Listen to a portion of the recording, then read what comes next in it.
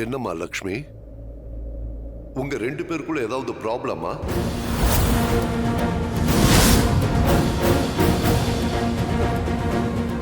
நீ அவங்கள இவங்களன்னு யாரையும் பார்க்க வேண்டாம் லக்ஷ்மி.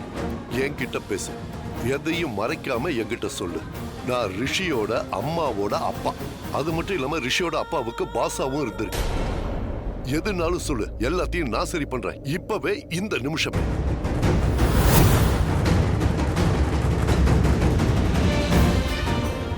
சொல்லுமா, உங்களுக்குள்ள ஏதாவது பிரச்சனையா? எதுவா இருந்தாலும் தைரியமா சொல்லு. இந்த கல்யாணம் ரிஷி விருப்பத்தோடு தான் நடந்துச்சா?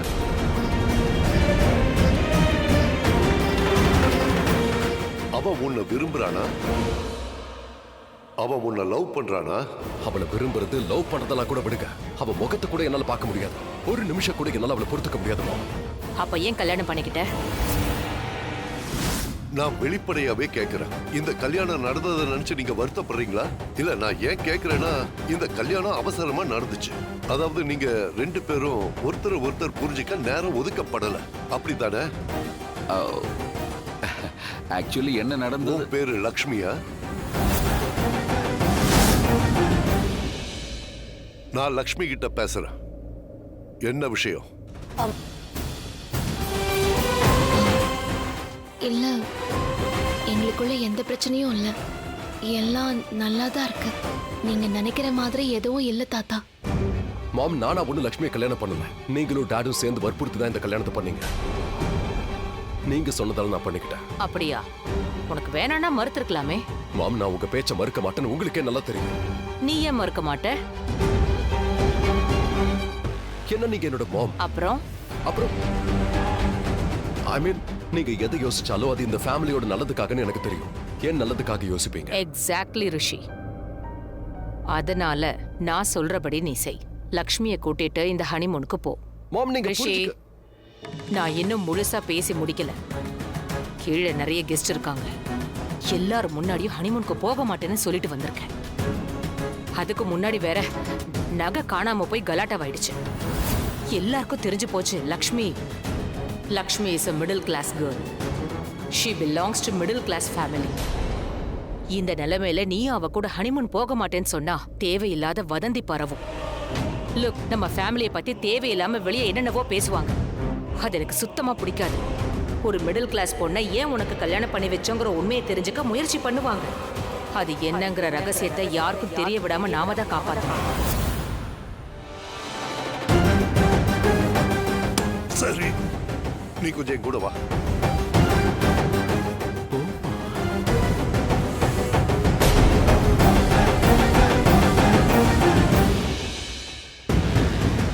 பெரிய பிரச்சனையே இந்த கிழவன் தான். எப்ப வந்தாலும் ஒரு புது பிரச்சனையோட தான் வருவாரு. இன்னைக்கு பிரச்சனையை உண்டு பண்ணதே நீதானே. நீ பண்ணதுக்கு முன்னால இதெல்லாம் ஒண்ணுமே இல்ல. அம்மா,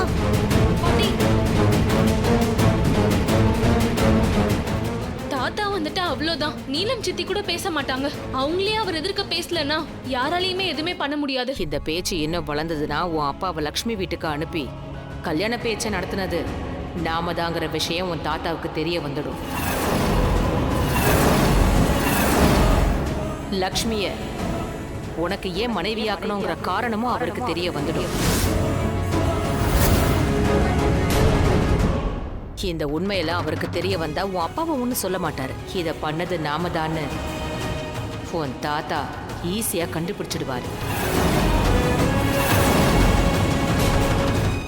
அந்த உண்மையை தெரிஞ்சுக்கிட்டா அதுக்கப்புறம் என்ன நடக்குங்கிறது உனக்கே நல்லா தெரியும். Mom, please. எனக்கு எல்லாம் தெரியும்.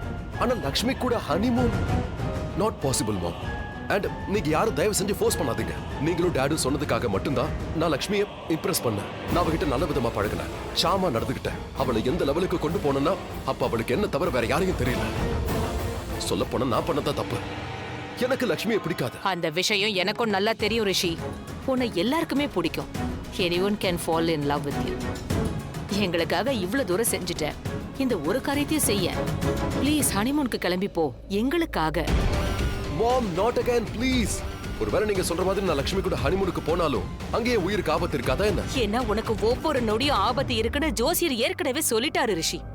ஆனா லக்ஷ்மி ஒருத்தி உன் கூட இருந்தா போதும். உனக்கு எப்பவும் எதுவுமே ஆகாது.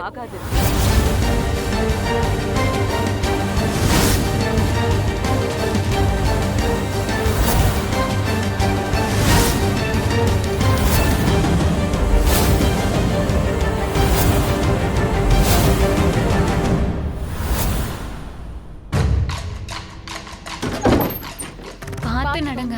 மெதுவா. நான் வேணா பேக் எடுத்துக்குவா. ஊருக்கு போனதும் மறக்காம ஃபோன் பண்ணுங்க. சரியா? என்னங்கண்ணே எங்க கிளம்பிட்டீங்க? அதுவும் சொல்லாம கொள்ளாம லாஸ்ட் டைமே எதுவும் கொடுக்காம கிளம்பி போயிட்டீங்க. புரியலையே.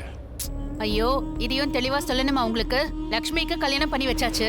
உங்க மொத்த ஊரையும் வாங்குற மாதிரி பணக்கார இடத்துல கல்யாணம் பண்ணி வச்சாச்சு. உங்க கண்ணால எல்லாத்தையும் பாத்தீங்கல்ல? நாங்க எங்க வாக்க நிறைவேற்றிட்டோம். இப்போ நீங்க உங்க வாக்க நிறைவேற்றணும்ல? ப்ராப்பர்ட்டி பேப்பர்ஸ், சாவி, அப்புறம் நகைங்களை எல்லாம் கொடுத்துருங்க. என்ன மன்னிச்சிருங்க. இந்த பத்திரம், நகைகள், வீட்டு சாவியை உங்ககிட்ட நான் கொடுக்க முடியாது. இதை உங்ககிட்ட கொடுத்துட்டு இந்த 2 குழந்தைகளோட வாழ்க்கையை என்னால பள்ளத்துல தள்ள முடியாது. என்ன மன்னிச்சிரு. என்ன? நான் லக்ஷ்மியோட தலையெழுத்தையே மாத்தினேன். ஆனா நீங்க என்னடானா? என்னங்க இங்க கொஞ்சம் வாங்களேன். எல்லாரும் எங்க இருக்கீங்க? வெளியே வாங்க. என்ன பாருங்க, இந்த பெரியவர் அப்படியே எல்லாத்தையும் இப்ப மாத்தி பேசுறாரு. இந்த தடவையும் எதுவும் கொடுக்காம நைஸா ஓட பாக்குறாரு. உங்க எண்ணங்கள்ல தான் ஏதோ கோளாறு இருக்கு. ஆமா, என் எண்ணங்கள்ல தான் கோளாறு இருக்கு. ஊர்ல நடந்தது யாருக்கும் தெரியாதுன்னு நினைச்சீங்களா? லக்ஷ்மியை கூட்டிட்டு வந்து எவன் தலையில கட்ட பாத்தீங்க? அந்த குடிகார பல்வீந்தர் கூட தானே. ஒண்ணு நல்லா புரிஞ்சுக்கங்க, நான் எதுவும் கொடுக்க மாட்டேன். அதோட என்னெல்லாம் இருக்கோ முழு அதிகாரமா அது இவங்களுக்கு தான். ஷாலு, பாணி, அப்புறம் நேகாக்கும் பொண்ணு. ஒவ்வொருத்தருக்கும் கல்யாணம் நல்லபடியா நடக்கட்டும். அவங்க பங்கை நானே கொடுத்துறேன். என்ன மன்னிச்சு.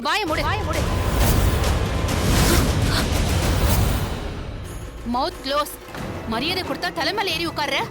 ஆமா, நீ யாரு? என் சொந்தக்காரனா?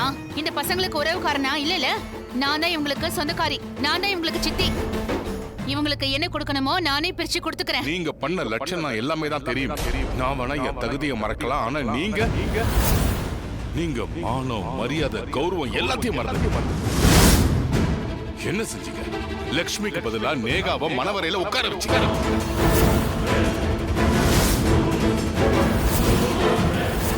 சொந்தக்காரங்கன்னா இப்படியா இருப்பாங்க?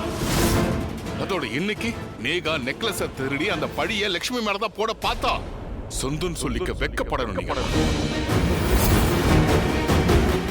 நீங்க எதுக்காக அவங்கள முறைக்கிறீங்க? அவங்க என்கிட்ட எதுவும் சொல்லல. இந்த பொண்ணுங்க பேசிக்கிட்டு இருந்ததை நான் கேட்டேன். அன்னைக்கு நீங்களும் உங்க பொண்ணு கிட்ட பேசுனீங்களே. லக்ஷ்மி மண்டபத்துக்கு போனாலும் ரிஷியை கல்யாணம் பண்ணிக்க முடியாதுன்னு சொன்னீங்கல்ல. இன்னொரு விஷயம், எப்பெல்லாம் உறவுகளை நீங்க மறக்கிறீங்களோ அப்ப நான் என்னுடைய தகுதியை மறந்துடுவேன். ஒரு நயா பைசா உங்களுக்கு கிடைக்காது. அட, உறவுகளை நல்லா புரிஞ்சுக்கோங்க. அவங்களுக்கு நல்லபடியா கல்யாணத்தை பண்ணி வைங்க. அப்போ உங்களுக்கு எல்லாமே கிடைக்கும். இனிமே என்னோட பார்வை முழுக்க உங்க மேலதான் இருக்கும். போன தடவை பண்ண தப்ப மறுபடியும் பண்ணாதீங்க. இந்த பசங்களுக்கும் ஒரு பொறுக்கிக்கோ இல்ல குடிகாரனுக்கோ கல்யாணம் பண்ணி வைக்க பார்க்காதீங்க. நல்ல வேலை, லக்ஷ்மி உங்களோட சிறையில இருந்து தப்பிச்சிட்டா. இன்னொரு விஷயம், இந்த சின்ன குழந்தைங்களுக்கு எந்த ஒரு தொல்லைகளையும் கொடுக்க கூடாது. அப்படி நடந்தா பத்திரம், நகைகள், சாவி எதுவுமே உங்களுக்கு கிடைக்காது.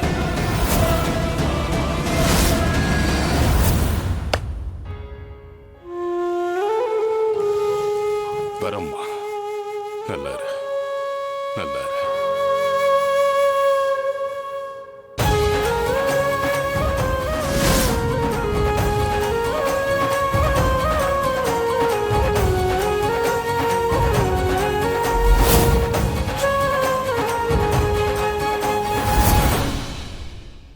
அப்பா, நீங்க நினைக்கிற மாதிரி ஒண்ணும் இல்லப்பா. அப்படியா? அப்ப என்ன நடந்ததுன்னு நீயே சொல்லு, உண்மைய சொல்லு. நான் லக்ஷ்மி கிட்ட கூட கேட்டேன், இந்த கல்யாணத்துல ஏதாவது பிரச்சனையான்னு. இல்லைன்னு சொன்னா. அப்புறம் என்ன? ஹனிமூனுக்கு போக சொன்னா இவன் ஏன் அதை மறுக்கிறான்? ஆக்சுவலி அன்னைக்கு ஜெர்மனில இருந்து கொஞ்சம் இன்வெஸ்டர்ஸ் வரதா இருந்தது. அந்த மீட்டிங் அட்டெண்ட் பண்ணிட்டு அவங்களோட சேர்ந்து ஆஸ்திரேலியா போறதா இருந்தா. எக்ஸாக்ட்லி, டாட் சரியா தான் சொல்றாரு. ஜெர்மனில இருந்து மினிஸ்டர்ஸ் வராங்க, அதோட ஒர்க் ப்ரெஷரும் கொஞ்சம் அதிகமா இருக்கு. அதனால தான் நான் போக மாட்டேன்னு சொன்னேன். வேற எதுவும் இல்லை. சரி, அது இருக்கட்டும். நீ லக்ஷ்மியை லவ் பண்றதானே? அதுக்கு மட்டும் பதில் சொல்லு.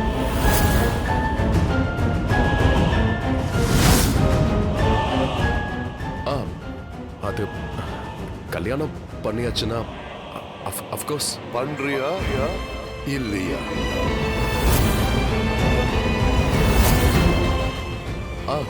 நான் எப்படி நம்புறது?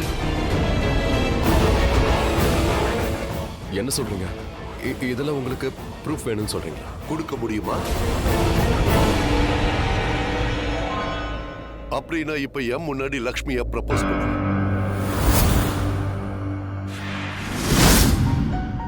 ஏற்கனவே பண்ணிருப்ப. அப்படின்னா உங்ககிட்ட வேற ஆப்ஷனே கிடையாது. Do it now.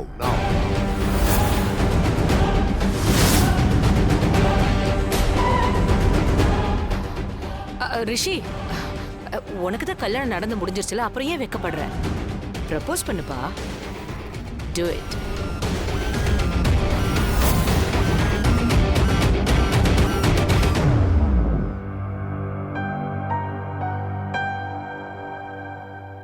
ஏன் தயங்குற?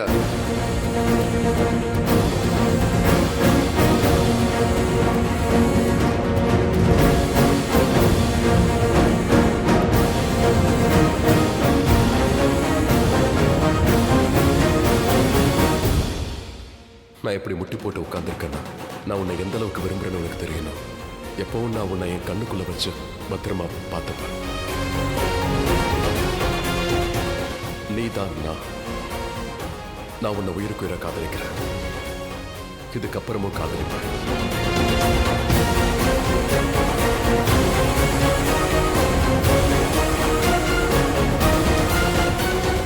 நீ அன்பை காட்டிட்டல்ல?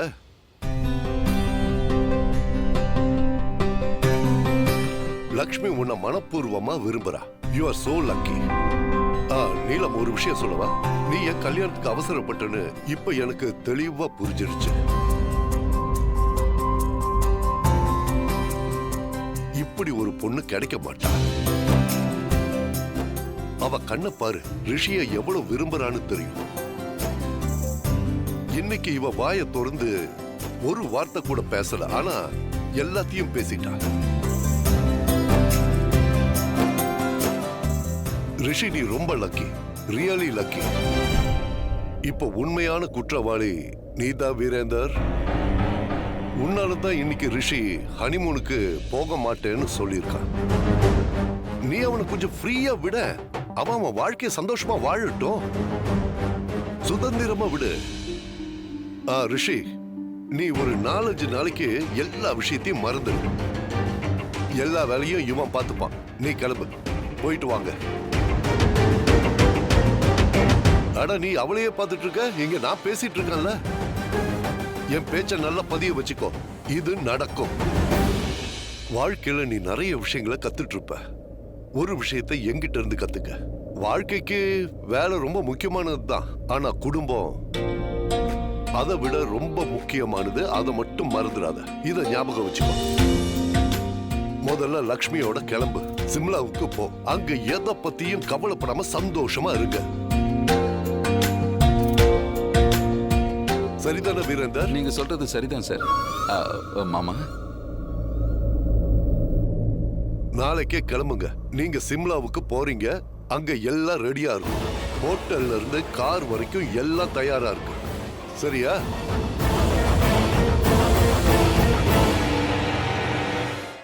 மிஸ்டேக்கா? ரொம்ப பெரிய மிஸ்டேக். இவன் லைஃப்ல ரொம்ப பெரிய மிஸ்டேக் நடந்திருக்கு. அவன் அந்த லக்ஷ்மியை கல்யாணம் பண்ணிருக்கவே கூடாது. ரிஷி எதுவும் பண்ணல, உன்னோட மாம் தான் பண்ணா. நீலமணியோட இது கௌரவ பிரச்சனை. அவங்க கல்யாணம் பண்ணி வச்சாங்க, ரிஷிக்கும் லக்ஷ்மிக்கும். மாம் அந்த லக்ஷ்மி வீட்டுக்கும் போயிருந்தாங்க. அம்மாக்கு எப்போ அந்த விஷயம் எல்லாம் தெரிய வந்துச்சோ, கல்யாணத்தை கேன்சல் பண்றதுக்காக அவங்க வீட்டுக்கு இவங்க போனாங்க. ஆனா திடீர்னு ரிஷிக்கு என்னாச்சோ தெரியல, அவன் திடீர்னு ஹீரோ மாதிரி வந்து லக்ஷ்மி தான் என்ன காப்பாத்தினான்னு சொன்னா அம்மாவை ஒத்துக்க சொல்லிட்டான். ஓகேன்ட்டாங்க. எல்லாம் அவனோட வேலை. ரிஷி ஒரு பெரிய சத்தியவாதி. அங்க போயிட்டு இவன் எதுக்காக உண்மையை பேசணும்? அவனோட இந்த ஹானஸ்டும் நேர்மையும் தான் ஒரு நாள் அவனுக்கு பெரிய பகையா மாற போகுது. ஆனா இங்க கேஸே வேற. எல்லாமே வித்தியாசமா இருக்கு. ரிஷி ஹானஸ்டா நேர்மையா இருக்கலாம், ஆனா என்ன ஒண்ணு போய் சொல்ல வேண்டியதாயிடுச்சு. சோ அதான் எல்லாம் சொல்லிட்டாங்களே. லக்ஷ்மி ரொம்ப நல்ல பொண்ணு, ரிஷி கண்டிப்பா அவளை லவ் பண்ணுவான்னு. வாட்? டாட் எப்படி உளறுவாருன்னு தெரியும்ல? நீங்க சொல்லுங்க சொல்லுங்க. ரிஷிய பத்தி உங்களுக்கு தெரியும்ல? அவன் இதுக்கெல்லாம் ஒத்துப்பானா? இம்பாசிபிள். பூமியும் வானமும் ஒண்ணு சேர முடியாது. ஆனா ஒண்ணு, ஒரு சின்ன கன்ஃபியூஷன் நடக்கும் இவங்க ஒன்னா சேருவாங்கன்னு. ஆனா சேர மாட்டாங்க. வானம் பூமி கிட்ட வர முடியாது, பூமியும் வானத்துக்கிட்ட போக முடியாது. ரிஷி லக்ஷ்மியோட ரிலேஷன்ஷிப்பும் அப்படிதான் இருக்கும். 2 பேரும் கண்டிப்பா ஒன்னா சேர மாட்டாங்கன்னு எல்லாருக்கும் தெரிய வரும். ஆனா இவங்க ஒண்ணு சேர மாட்டாங்க. நெவர். கரெக்ட். எனக்கும் இதான் தோணுது. சரி ஓகே, இத பாருங்க. இந்த Dress எப்படி இருக்கு? வாவ், ரொம்ப அழகா இருக்கு. ரியலி? சொல்லப் போனா உன்னோட அம்மாவை பார்த்தாதான் கோபம் வருது. ரிஷிய நல்லா ஏமாத்திட்டாங்க. பாவம், அவன் ஹனிமூனுக்கே கிளம்பிட்டான். அங்க லக்ஷ்மி என்ன பண்ணுவா? Come on. ரிஷி, நீயே வந்துட்டியா? நான் பேக் பண்ண ஆரம்பிச்சிட்டேன். தெரியுது. நான் உன்னோட ட்ரெஸ்ஸையும் எடுத்துட்டேன். அது வந்து நாம 4 நாளைக்கு போறோம் இல்லையா? சோ 8 டிஷர்ட் 8 ட்ரெஸ் வச்சிருக்கேன். சரி, எதெல்லாம் வைக்கலாம்னு ஒரு வாட்டி சொல்லு. இதோ இது 2 இருக்குல்ல, இந்த 2ல நான் எதை வைக்க? ஒன்னு சூஸ் பண்ணு. 2 நல்லா இருக்கு. ரெண்டுத்தையும் வச்சிரு. இல்ல, நானும் அதான் யோசிச்சேன். அப்புறம் இரு ஒரு நிமிஷம். இத பாரு, இந்த ஹூடி இருக்கு, அப்புறம் இந்த ஷர்ட். லக்ஷ்மி, எனக்கு ஒரு இம்பார்ட்டன்ட் கால் இருக்கு. சோ உனக்கு என்ன பிடிக்குதோ எடுத்து வச்சிரு. I will be okay with that. நான் ஸ்டடி ரூமுக்கு போறேன்.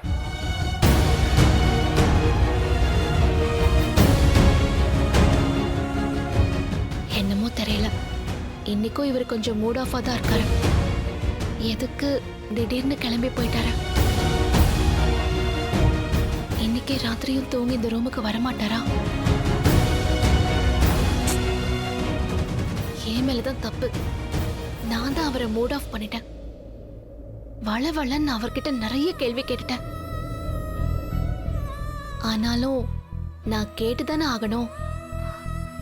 அவருக்கு எது பிடிக்கும் எது பிடிக்காதுன்னு எனக்கு எப்படி தெரியும்? எனக்கு ரிஷியை பத்தி அதிகமா எதுவும் தெரியாதே.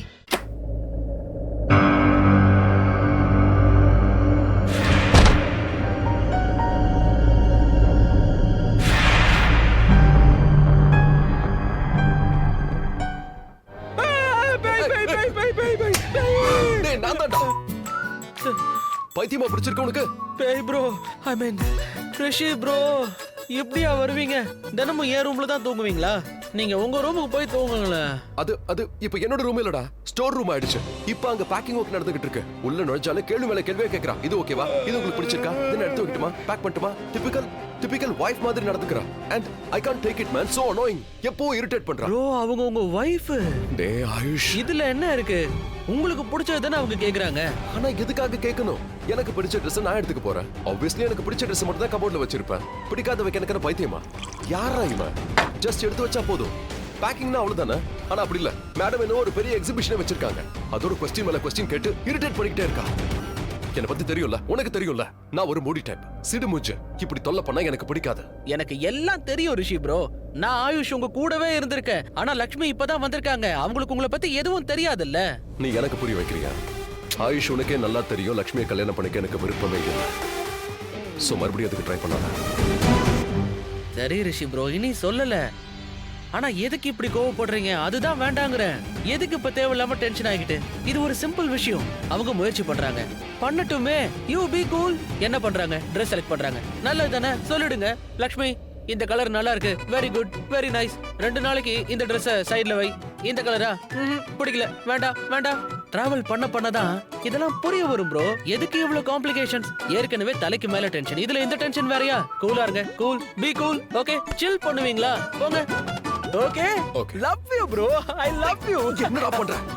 இதெல்லாம் எனக்கு பிடிக்காது, உனக்கு நல்லா தெரியும்ல. ப்ரோ அதுக்கு தான் ப்ரோ நீங்க பழகிக்கணும். Bro யூஷ், stop acting like Lakshmi. நீ இரிட்டேட் பண்ற, அதுவும் அவள மாதிரி. அண்ட் உன்னை பத்தி எனக்கு நல்லா தெரியும். என்ன இரிட்டேட் பண்ணா உனக்கு அவ்வளவு சந்தோஷமா இருக்கும்ல. அதுக்கு வேற ஆளு. சரி சரிங்க, வாங்க. புதுசா ஏதாவது வேணுமா? Something that you don't know. நானே சொல்றேன். நீங்க ஷிம்லா போய் சேர்றதுக்குள்ள நைட் ஆயிடுமே. என்ன தெரியாதுல்ல? ஏன்னு தெரியாதுல்ல சொல்லு. ஓகே, நான் இன்ஃபர்மேஷன்ஸ் எடுத்துட்டேன். உங்க ஹோட்டல் பேரு லக்ஸுரி சாஃபன் கவுண்டி. 11:45 AM flight. அதோட நீங்க ஷிம்லா போனதுக்கு அப்புறம் ஹோட்டல் போறதுக்கு 2-3 hours ஆகும். அதனால நீங்க ஹோட்டல் போய் சேர்றதுக்குள்ளேயே சன் செட் ஆயிடுமே.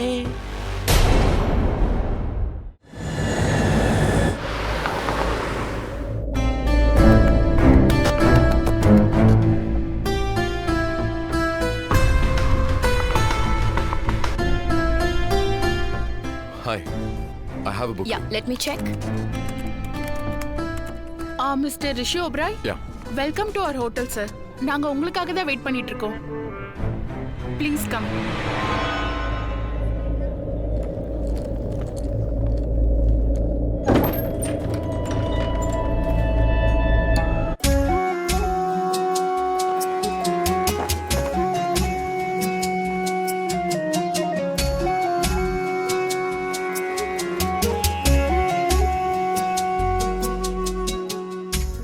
அதிகாலை பூக்கள் உன்னை பார்க்க ஏங்கும், அந்தி மாலை மேகம் உன்னை பார்த்து தூங்கும். உன் கண்கள் தானே விண்மீன்கள் தேடும், உன்னோடு வாழ்ந்தால் வரமல்லவா. தருகிறாய் கவிதைகள், தருகிறாய் உறவுகள், தருகிறாய் உயிரினை.